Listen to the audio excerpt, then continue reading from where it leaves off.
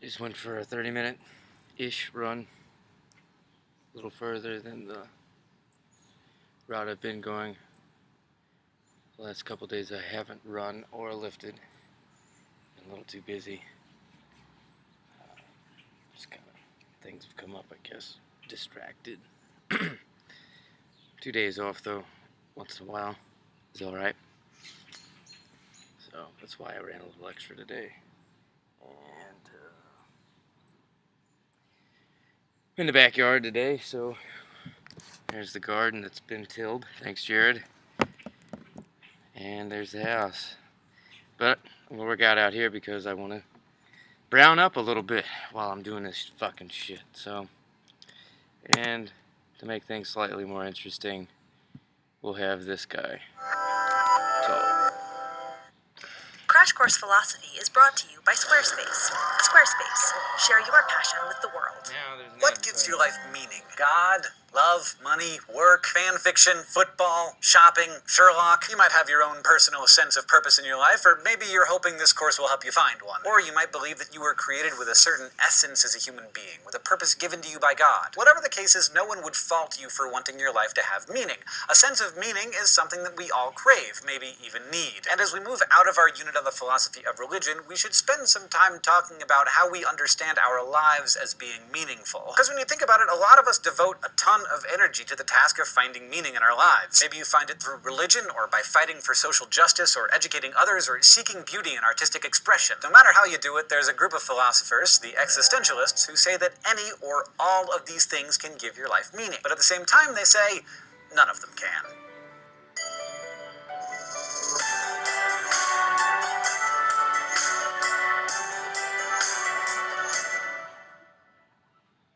As you know by now, philosophy is about the dialectic. Someone puts forth an idea, and then someone else responds to it. Sometimes the response comes right away. In other cases, it takes thousands of years. Way back in ancient Greece, Plato and Aristotle took it as given that everything has an essence, a certain set of core properties that are necessary or essential for a thing to be what it is. If those properties were missing, then that thing would be a different thing. For instance, a knife could have a wooden handle or a metal handle. It really doesn't matter. But if it didn't have a blade, it wouldn't really be a knife anymore. The blade is the essential property of the knife because it gives the knife its defining function. Now, Plato and Aristotle thought that everything has an essence, including us, and they believed that our essences exist in us before we're even born. So by this thinking, part of what it means to be a good human is to adhere to your essence. Now, you may or may not know what your essence is, and you might be great at living up to your essence, or you may be awful at it. But the important thing is that your essence gives you a purpose, because you were born to be a certain thing. This belief, known as essentialism, was the standard view of the universe all the way up until the late 19th century, and it's still accepted by many people today. But in the late 1800s, some thinkers started to challenge the idea that we are imbued with any essence or purpose. German philosopher Friedrich Nietzsche, for example, embraced nihilism, the belief in the ultimate meaninglessness of life. But by the mid-20th century, the path had been paved for French thinker Jean-Paul Sartre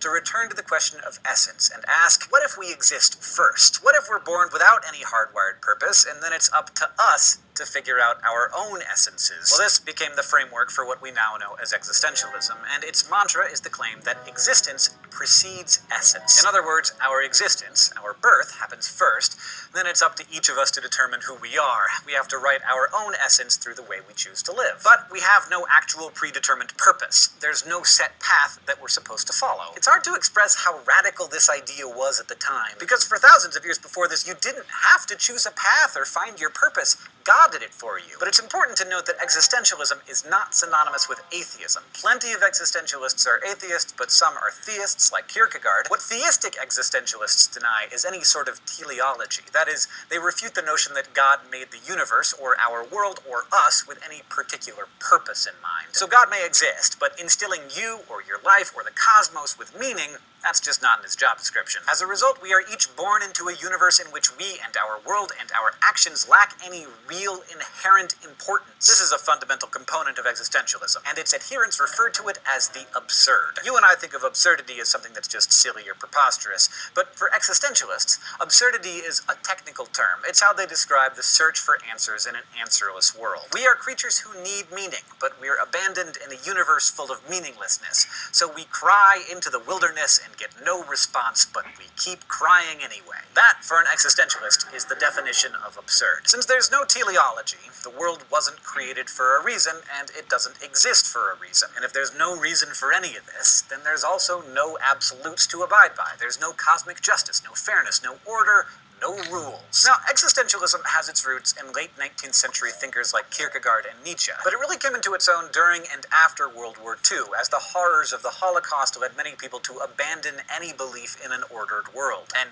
who could blame them? When Nazis became possible, meaning became much harder to find. But Sartre faced meaninglessness head-on and explored one of the most agonizing aspects of existentialism. Not the world's lack of meaning, but its terrifying abundance of freedom. To most of us, freedom sounds pretty great, but Sartre thought that we are painfully, shockingly free. After all, if there are no guidelines for our actions, then each of us is forced to design our own moral code, to invent a morality to live by. Sartre took this to mean that we are condemned to be free, a fate that he found to be quite awful. You might think that there's some authority you could look to for answers, Sartre said, but all of the authorities you can think of are fake. You can do what your parents say, or your church, or your government, but Sartre said those authorities are really just people like you, people who don't have any answers, people who had to figure out for themselves how to live. So the best thing you can really do, he determined, is to live authentically. Sartre used this to mean that you have to accept the full weight of your freedom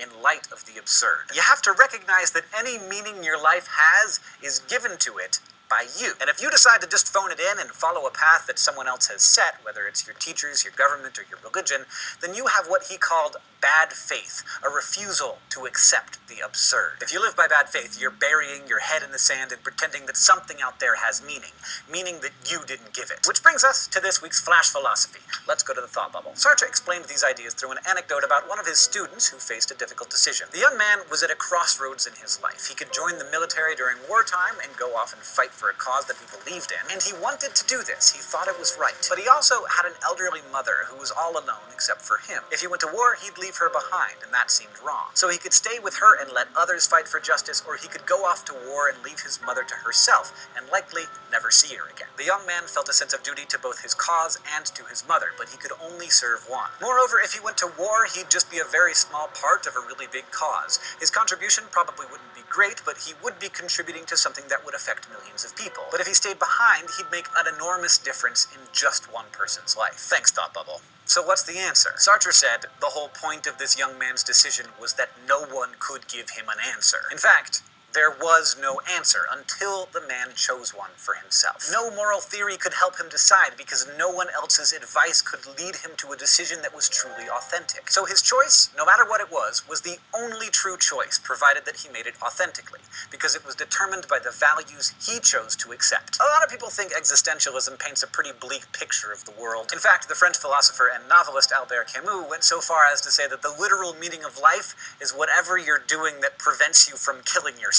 But most existentialists would remind you that the world and your life can have meaning, but only if you choose to assign it. If the world is inherently devoid of purpose, you can choose to imbue it with whatever purpose you want. So no one can tell you if your life isn't worth anything if you, say, don't have children, or don't follow a lucrative career path, or achieve whatever standards your parents hold you to. And this works not just on an individual scale, but on a global one too. If the world is going to have any of the things most of us value, like justice and order, we're going to have to put it there ourselves, because otherwise, those things wouldn't exist. So a worldview that looks bleak to some may to others seem almost exhilarating. Today, I hope you enjoyed as much as I did learning about essentialism and its response, existentialism. We talked about Jean-Paul Sartre and his ideas about how to find meaning in a meaningless world. This episode was brought to you by Squarespace. Squarespace helps to create websites, blogs, or online stores for you and your ideas. Websites look professionally designed regardless of skill level, no coding required. Try Squarespace at squarespace.com/crashcourse for a special offer. Squarespace. Share your passion with the world. Crash Course Philosophy is produced in association with PBS Digital Studios. You can head over to their channel to check out amazing shows like The Chatterbox, PBS Spacetime, and PBS Idea Channel. This episode of Crash Course was filmed in the Dr. Cheryl C. Kinney Crash Course Studio with the help of all these awesome people and our equally fantastic graphics team, His Thought Cafe.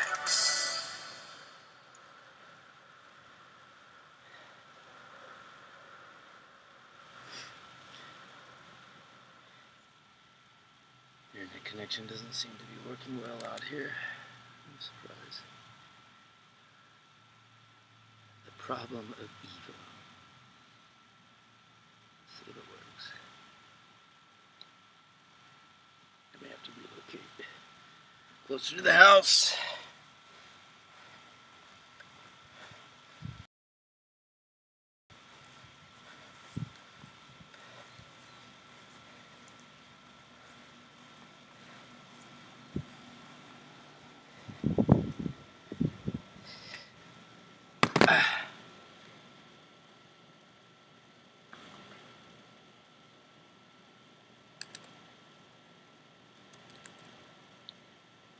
I don't know what the hell's going on.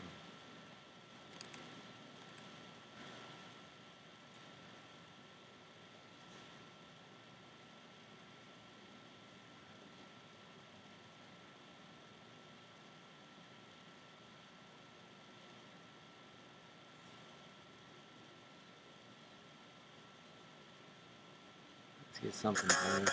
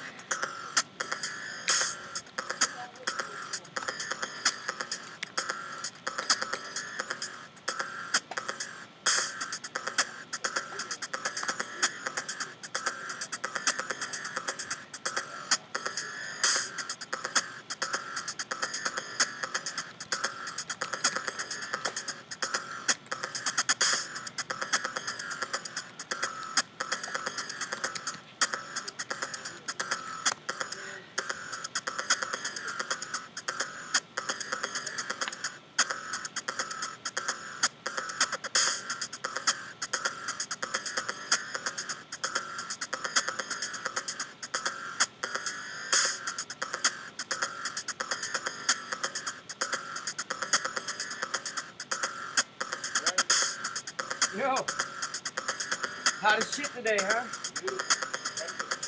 Yeah. It's good though. I gotta admit, I like the heat. I'll hit you, pants. I hear you.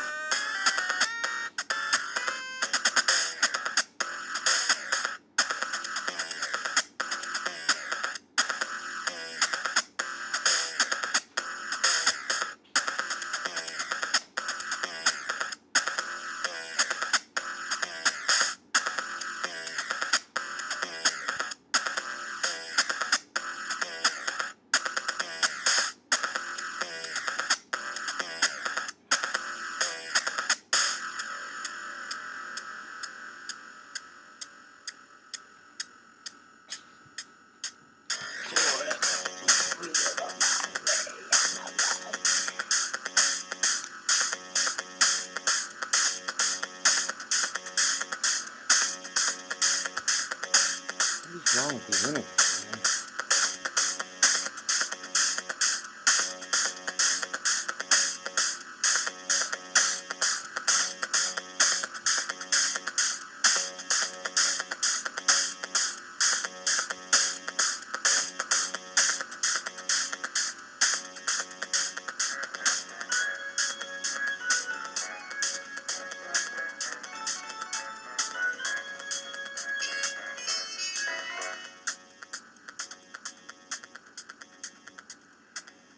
Lorgnettes, perhaps? What are these? Something strange. Take my fist away and you'll see it's a scissors. How strange. These are called help scissors, to help small children learn how to cut paper or string. The small child puts their fingers in the inner holes, and the parent or guardian or teacher on the outer holes and guides the child the correct way to cut paper or string or whatever it is. Sometimes cardboard, but it's tough. It's a very clever idea, that, to help little children learn how to cut things. And that's the subject, really, of this collection, scissor novelties. The most mysterious, perhaps, is this one here. This is from Harry Yang. Wonderful puzzlist. That's his little telltale knot he always did. How did you get those scissors into the bottle when there's a too small hole at the top? A mystery. It's a challenge. That's what he loves doing, challenging people as to how he gets things into bottles. And that's a fairly simple one, in fact. But it's a nice one. So, scissors in a bottle, a challenge. A very mysterious one of the earliest ones I got, was this one here from the left-handed shop in London, in Big Street, all those years ago. I'll stop with this because it's got some fine writing on it. This is a nice idea, the ambidextrous scissors. So this way it's going to say, hold in the right hand, there's a word right there. So you hold it in your right hand, and now you're able to cut properly. If you swap them over like that 180 degrees, now it says left hand, so you hold it in the left hand, and that will be the correct way to cut with the left hand. Ambidextrous scissors. What a brilliant idea. Very, very clever. Well done, left-handed shop. You're always using scissors to cut things to size, very often if it's clothes or cushion covers or clothes, and so you usually need some sort of measure. And this one here is an example. We have many of these, in fact, with a little ruler on the actual blade itself, which is quite helpful. It's only about 3 centimetres, but it's a help for people who are trying to measure something fine, where they don't have to reach for a tape measure because the measure is already there on the scissors. If you want something a little longer than that, this one here is clever. It's got its usual cover, but this is scissors with tape measure incorporated. Nice one too. A long tape measure, a string measure. Click, click, click, and then you push the button at the top. All goes back in again. That's a very clever use for scissors. Some of them are just bits of nonsense. This is if you're a bit bored and want something musical and there's no radio or television, you can do these, and these are musical scissors.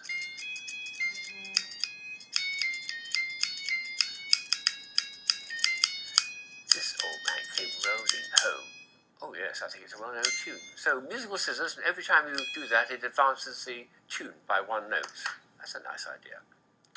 Another battery-operated one, which is very clever and high technology, is this one here, which has a laser incorporated. So when I switch it on, now I've got a nice laser line for me to cut down the paper with. And have a nice straight line to cut through, following the laser line.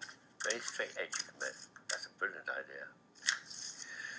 Laser scissors, and then we can turn it off at the end. Sometimes scissors are used for puzzles. This was one example. How did you get the scissors in? But this is a more, perhaps, mysterious one. It's got rings there, and the idea is the scissors are really forming extra loops, and you've got to disentangle that. It's quite tricky to do, I would think. This is Will Stravos' stuff, who's a renowned puzzlist, and he's made this about 20 years ago, I think it was, at a big puzzle convention. How do you get all the rings apart and it all comes off, and there's scissors there in the heart of it? That's a nice one. And the very first puzzling scissors I ever came across was something that Martin Gardner wrote about in the 60s. He just said, get a piece of cord, put it through a scissors in that particular sort of knot, attach this to a chair leg, so you can't actually and you don't tell yourself not to undo that bit. And how do you manage to take the cord off the scissors without cutting it? You could actually just cut it, of course, but that's the idea. It's not to cheat it, to find a way of disentangling it. And it's rather nice to be able to have something which is just made with scissors, which you have in the house, a chair leg you have in the house, and a piece of cord you have in the house. So instantly you can make a mechanical puzzle from scissors. I love some of the shapes they come up with. There's 2 very nice animal shapes here. This one here as a rabbit, of course, with its arms akimbo. big long ears at the top, that's a very nice feature. And it cuts quite well too, and little flat feet at the bottom. And then one here from Japan is like a little bird with little eyes there. Little eyes, and you take off the beak. And this one is also battery operated, so it makes funny little sounds when you turn on the thing.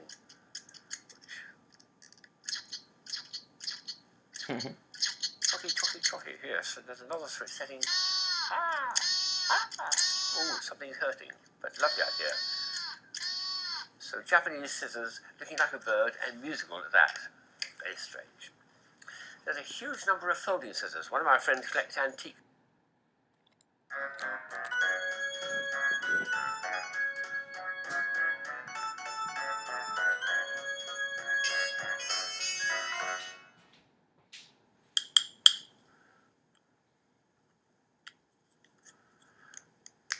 Voila! What is this? It's a wobbler. 2 discs penetrating. And they do an odd thing on the surface, on a smooth surface. They wobble back and forward, rolling like a cylinder. There's something quite mathematical about it. I think it has to be something like √2 times the radius or something for the distance between the centers. And then the center of gravity stays the same height above the surface all the time, and it rolls just like a cylinder would roll.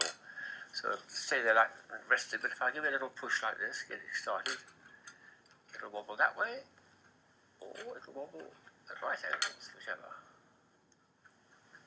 Nicely done. And they all do that, but there are some interesting designs of this product. I came across this originally in the mid-80s when Rick Flowerday, a very genial American who sadly died 10 years ago, came up with a huge number of wobblers. It was his passion in life. One of the most interesting was this one here, made of a single piece of wire, bent so that the distance is that particular mathematical formula. And again on the surface it'll wobble very nicely that way, or at right angles. Very smooth surface. It goes a long way. There's quite a lot of inertia built up. The most glamorous thing of it, there was this wonderful one here, came in a beautiful pouch, which says on it, well, you have to. It's like a fortune teller. It'll tell you an answer if you've got a question. It will say yes there, or it will say no, or it will say now, or it will say later. So I'm going to say, should I buy any more wobblers? Well, I'll try it this way. I said, the trouble is I don't think it'll stop, so I need to have it on a surface where it'll stop. But I'll stop it there and it'll say something like later. I don't mind. But anyway, that's a very nice heavy metal one that Rick made way back in the 80s. His favourite one, which he made thousands of, was this one here where he filled in the distance between the rings and made a solid piece of plastic. And he made thousands and thousands of these, and these wobble beautifully. Let's go across the table like that. This one instead is luminous. No, this one here is luminous plastic. That's right. That one will shine in the dark. But look at all the colours he made, all the different plastics. Great tubs of stuff. Beautiful. Very nice effect. So that was his final word on the wobbler. And I think he made a few of these metal ones too. This is just 2 washers, but if you're precise about it and get it to work properly, it goes a long way considering how small it is. That certainly is probably the smallest wobbler I've got. I think it would actually work at even smaller size. And when it comes to large wobblers, I did discover when I was studying these at that time, there was an artist who made one way back in the 80s, which was 4-foot diameter pieces of wood.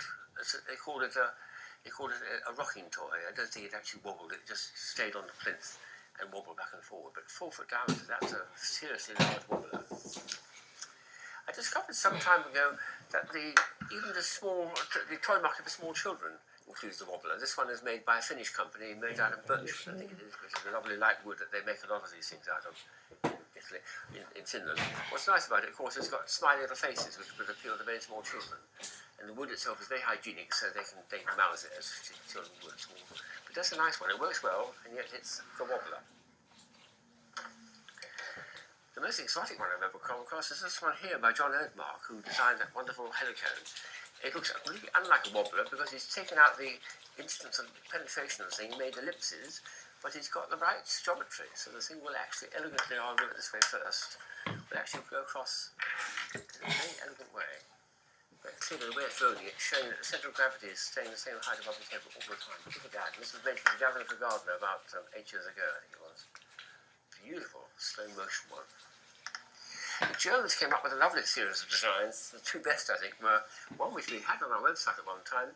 This one here, it was very expensive but very beautiful, and it was a condiment set. In a smart dinner party, when someone says, "Will you pass the salt?" you say, "Okay, coming over." Salt and pepper, would you believe? Yes, salt and pepper. Bit of salt there, bit of pepper there. Close it up, send it back over the table to the other guests, and they can have a go themselves. Lovely idea. And the latest one I've received is this one here, also a German company making them. Again, this wobbles nicely. And I think from the little slot in it, you can guess what it functions. Haven't got it. Music. Let's put the cap. Clever stuff. That's a hard egg wobble. So we'll have a go at putting them all out together on the line here and see if we can get a nice joint action. The family of wobblers doing their different action. The metal ones from the Germans are very heavy, surprising, but how much weight there is, but they work. That's the fascinating thing about it. So in the front we'll have little babies, and in the back we'll have the big boys. Here's Vic's wonderful series of wobblers. Now we'll see if the whole family wants to perform all at the same time. You ready, boys? Here we go. Oof.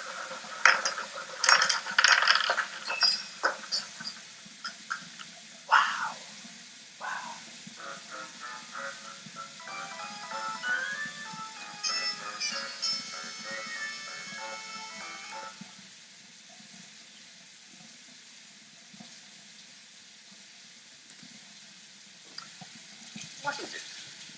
That is greater than God, more evil than the devil, that a blind man can see, and a deaf man can hear, and if you eat it, you will die. Astonishing. The cards that a friend gave me about 20 years ago, and I was astonished. He did invite me to, for the answer, look at the back. So I turned it over, and that was the answer. Of course, nothing. Nothing is greater than God. Nothing more evil than the devil. A blind man can see nothing, a deaf man can hear nothing. If you eat nothing, you will starve. Yes, you will die. So that's the subject of this little collection. Nothing items, nothing novelties. And there's a lot of fun in it.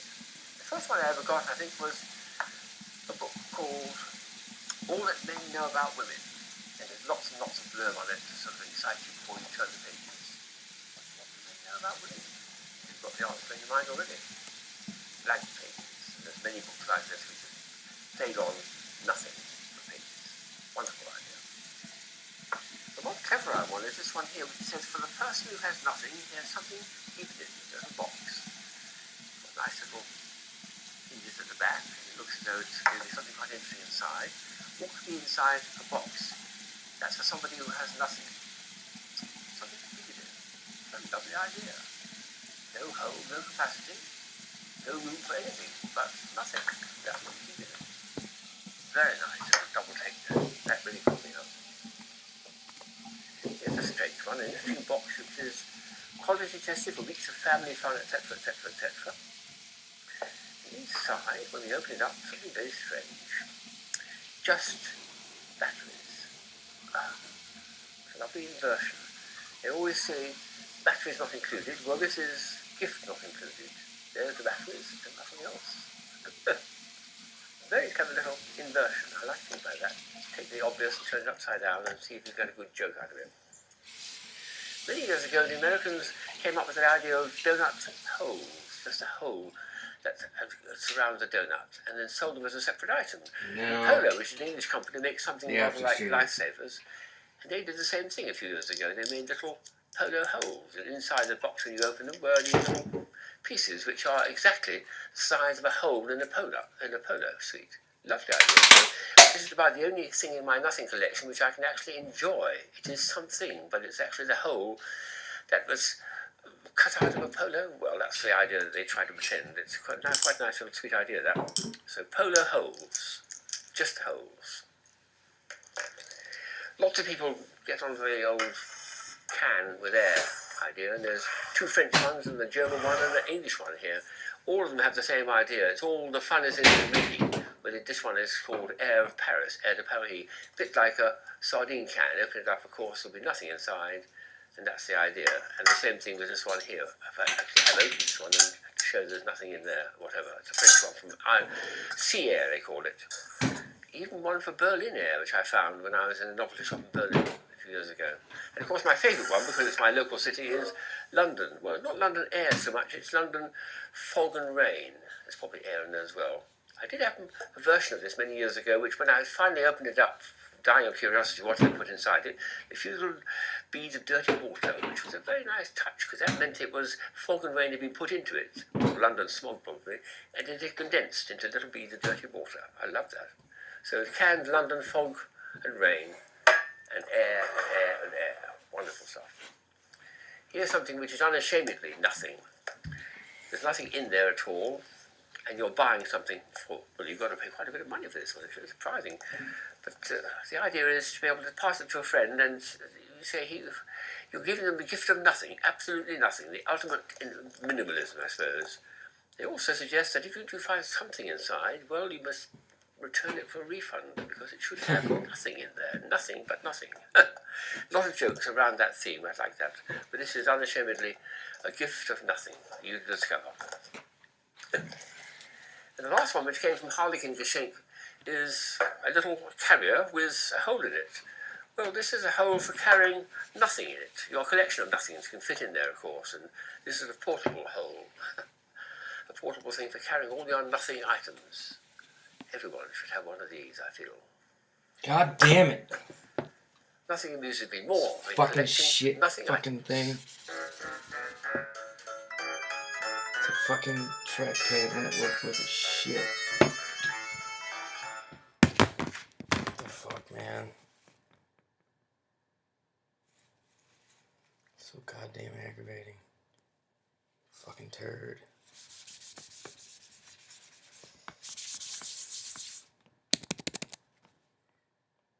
The fuck is wrong with you? Ah. Your computer is supposed to fucking work. You fucking shithead.